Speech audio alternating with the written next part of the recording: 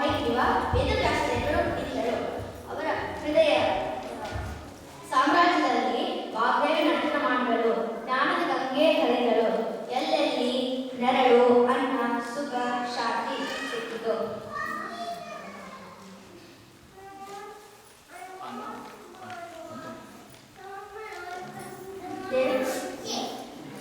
ಜಗತ್ತಿಗೆ ಉದ್ಧಾರಕ್ಕಾಗಿ ಪಂಚಮುಖಿಯ ಗುಹೆಯಲ್ಲಿ 12 ವರ್ಷ ತಪಸ್ಸು ಮಾಡಿ ಆಂಜನೇಯನ ದರ್ಶನ ಪಡೆದರು. ಈಗಿಂದು ಪಂಚಮುಖಿಯಲ್ಲಿ ಕಾಣಬಹುದು.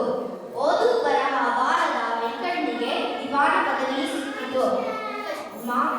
ನವಾಬನ ಕೊಟ್ಟಿದ್ದು ಮಾಂಸ, ಹಣ್ಣು, ಹಂಪಲಾಯಿತು.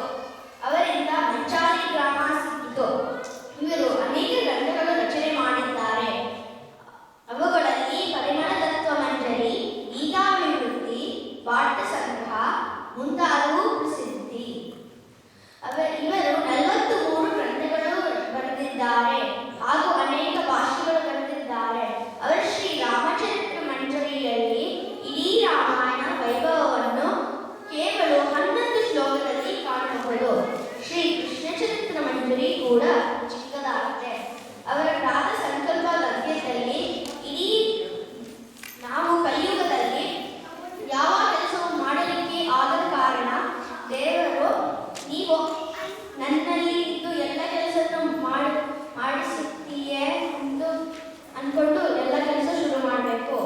ರಾತ್ರಿ